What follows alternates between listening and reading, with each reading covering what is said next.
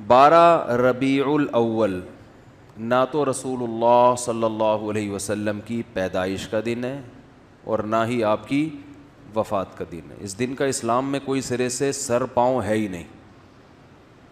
سمجھ رہے ہیں؟ کچھ بھی نہیں ہے یہ.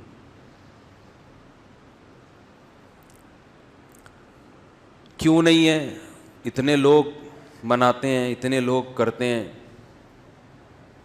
لوگوں کے منانے پر گورنمنٹ کی طرف سے کوئی پابندی نہیں ہے, اس لیے مناتے ہیں لوگ. اتنے سارے علماء کی تقریریں آتی ہیں اس دن کی فضیلت پر, تو وہ اس لیے آتی ہیں کہ تقریروں پر بھی گورنمنٹ کی طرف سے کوئی پابندی, بولو بھائی, نہیں. تو لوگ دیکھتے ہیں گورنمنٹ کی طرف سے پابندی ہے یا نہیں ہے, اس کو فوکس کرتے ہیں. شریعت کیا کہتی ہے یہ تو وہی فالو کرے گا نا جو شریعت کو فالو کر رہا ہو, جو دیکھتا ہو کہ قرآن و سنت کیا کہتے ہیں. ائمہ مجتہدین جن کی قرآن و سنت پہ گہری گرفت تھی وہ کیا کہتے ہیں, وہ اخپل طریقے سے اسلام کو پیش, بولو بھائی, نہیں کرے گا. اخپل طریقہ نہیں چلتا. آج بہت سے معاملات میں پتہ ہی نہیں چل رہا ہے کہ ان کا لائف اسٹائل یا ان کا مذہب ہے کیا. اخپل طریقہ تو ہر ایک کا, بلوچوں کی الگ روایات ہیں, مہاجروں کی الگ ہیں, پنجابیوں کی الگ ہیں, پٹھانوں کی الگ ہیں. تو اخپل کو لے کے چلنا ہے تو پھر تو ہر قوم کا الگ کلچر, ہر قوم کی الگ روایات.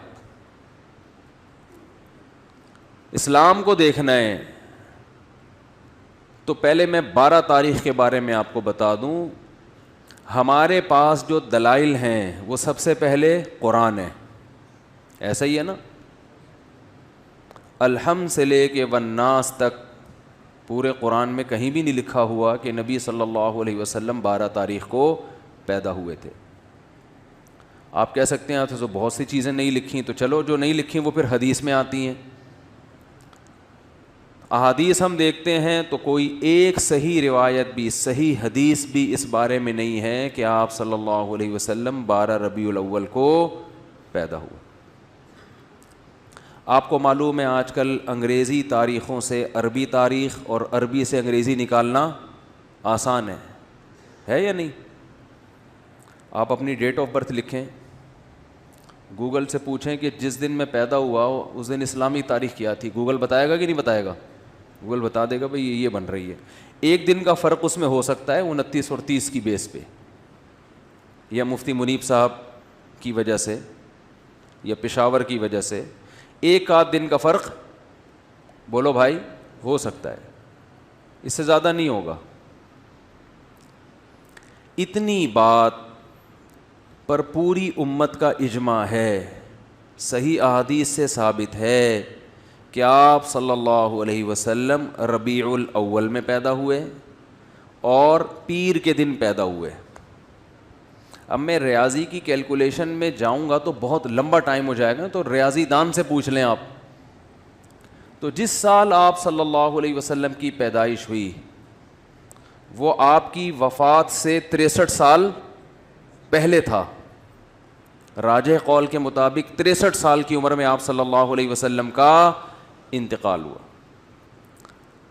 اور اس سے پچھلے سال آپ نے جو حج کیا وہ حج جمعے کا دن تھا, تو جمعے کے دن 9 ذی الحجہ, اور اس سے اگلے سال آپ صلی اللہ علیہ وسلم کی وفات ہوئی ربیع الاول میں. تو کیلکولیشن کرنا آسان ہو گیا کہ نہیں ہو گیا؟ تو کیلکولیٹ کر کے دیکھیں گے اور 62 سال پیچھے جائیں گے تو کیلکولیشن کے حساب سے 12 تاریخ پیر کے دن, بولو بھائی, نہیں بیٹھ رہی. لیکن چلو کوئی ریاضی دان کھینچ تان کے کچھ 62 کو 63 کر دے, 63 کو 64 کر دے, کچھ کر آ کے چلو فرض کر لو کہ بھئی امکان تھا. تو ہم تو سب سے پہلے کسی بھی واقعہ کے لیے مورخین کو فوکس کرتے ہیں یا حدیث کو. ہسٹری سے جس چیز کا تعلق ہے وہ یا تو حدیث میں ہوگی یا تاریخ دان بیان کریں گے. تو مورخین کی رائے میں اچھا خاصا اختلاف ہے, تھوڑا بہت نہیں. ان میں کسی ایک رائے کو ترجیح دینا آپ کے لیے صرف تاریخ کو اگر دیکھو گے تو ممکن نہیں ہے. حدیث کو دیکھو گے تو حدیث میں ہے ہی نہیں. تو اس بات کا امکان ظاہر کیا گیا ہے جو ماہرین محققین کہ 8 یا 9 ربیع الاول کا امکان زیادہ ہے آپ کی پیدائش کا دن ہونے میں. تو ویسے بھی ایک بات ذہن میں رکھیں کہ اسلامی تاریخ میں جو بہت اہم ترین واقعات ہوتے ہیں جن کا ہماری پریکٹیکل لائف سے تعلق ہو, 2 چیزیں ہوں, واقعہ اہم اور ہماری عملی زندگی سے تعلق, تو ایسے واقعے کی تاریخ یاد رکھنا یہ اسلام کی ذمہ داری ہے. بات آ رہی ہے سمجھ میں؟ یہ کس کی ذمہ داری ہے؟ اسلام کی, کیونکہ اس پہ عمل ہے. مثال کے طور پر رمضان کا چاند نظر آتے ہی اسلام آرڈر دیتا ہے کہ آپ نے کیا کرنا ہے؟ روزہ رکھنا ہے.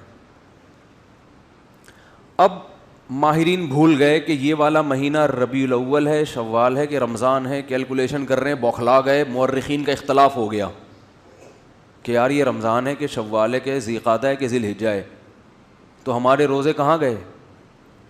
بولو بھائی, روزے گئے. اب شک کو شبہ کے ساتھ روزہ رکھیں گے کہ یار پتہ نہیں یہ رمضان ہے بھی کہ نہیں ہے.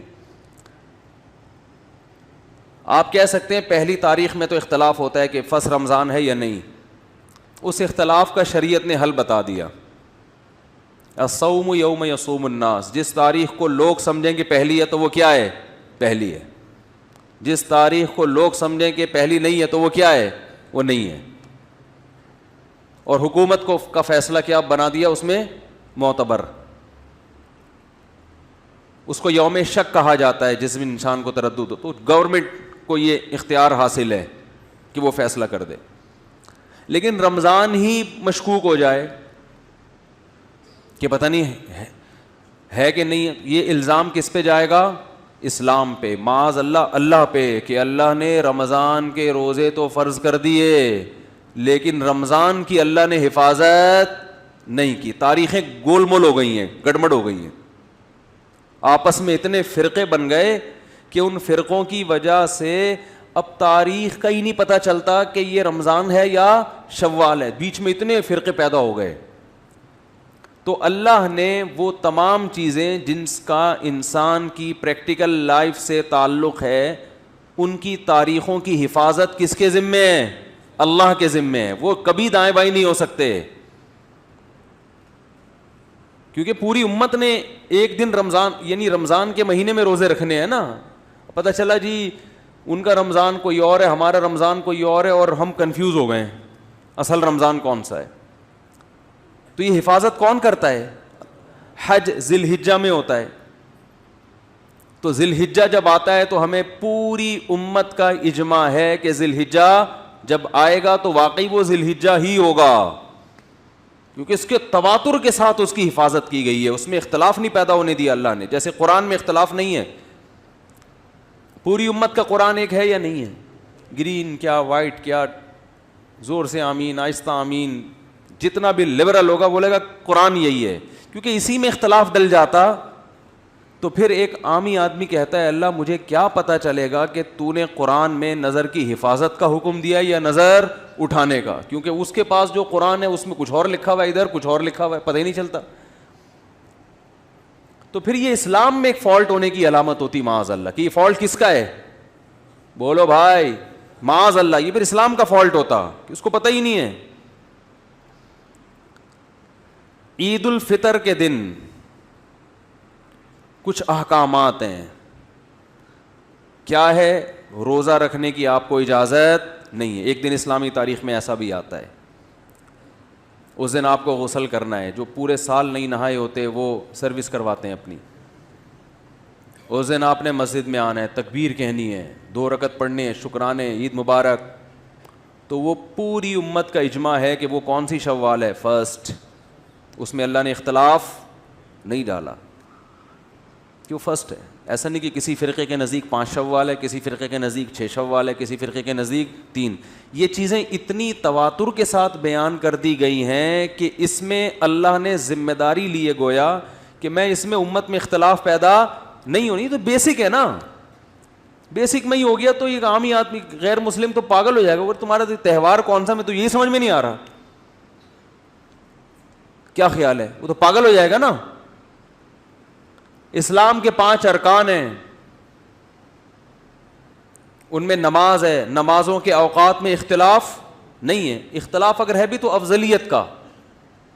سب کو پتہ ہے ابھی ظہر کا وقت ہے, ساری دنیا میں جب یہ ٹائم آئے گا تو کون سا وقت ہوگا, ظہر کا. تو جو بیسک چیزیں ہیں جن کا ہماری پریکٹیکل لائف سے ان تاریخوں کا تعلق, اور قرآن میں اللہ نے فرمایا قل ہی مواقیت للناس والحج, چاند کی جو منزلیں ہیں ہم نے لوگوں کے عبادتوں کے اوقات کے لیے متعین کر دی ہیں. چاند کا گھٹنا بڑھنا, 12 مہینے, یہ سب چونکہ اسلامی عبادتوں کا ان سے تعلق ہے. تو اگر 12 ربیع الاول کے دن اسلام کا کوئی حکم اس دن سے وابستہ ہوتا کہ نبی کی پیدائش پہ تم نے یہ کرنا ہے, تو اس پیدائش کے دن میں اللہ کوئی کنفیوژن نہ رکھتا, وہ تمام امت کا اتفاق ہوتا. بخاری مسلم کی صحیح حدیثیں ہوتی تواتر کے ساتھ کہ آپ صلی اللہ علیہ وسلم 12 تاریخ ہی کو پیدا ہوئے ہیں, جبکہ ہمیں اس بارے میں ایک حدیث بھی صحیح, بولتے کیوں نہیں بھائی, نہیں. اب لوگ مجھے کہتے ہیں اس کی کیا دلیل ہے کہ ایک بھی صحیح حدیث نہیں ہے.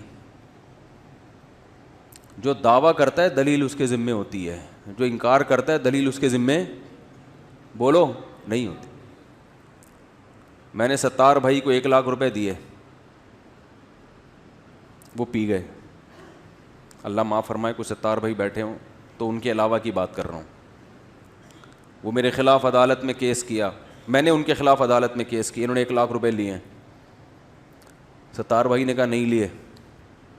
عدالت گواہ کس سے مانگے گی, دلیل مجھ سے کہ تم نے جو دیے اس کی کیا دلیل ہے. میں عدالت سے کہتا ہوں اس سے پوچھو اس نے نہیں لیے, اس سے دلیل مانگو. تو نہیں لینے کی کوئی دلیل لے سکتا ہے؟ عدالت کے گواہ پیش کرو کہ تم نے نہیں لیے. میں کہوں گا بھائی سارا دن 24 گھنٹے کون میرے ساتھ چپکا رہتا ہے جو دیکھتا رہے کہ میں نے ایک نہیں لیے, نہیں لیے. دلیل اس کے ذمے ہے جو دعویٰ کرتا ہے. بھائی اصل تو یہی ہے کہ کسی نے کسی سے پیسے نہیں لیے. جو کہتا ہے کہ لیے ہیں تو اس کے ذمے ہے کہ وہ گواہ پیش کرے. نہیں لینے پہ گواہ نہیں, کسی کام کے کرنے پہ دلائل ہوتے ہیں, نہ کرنے پہ دلیل نہیں ہوتی.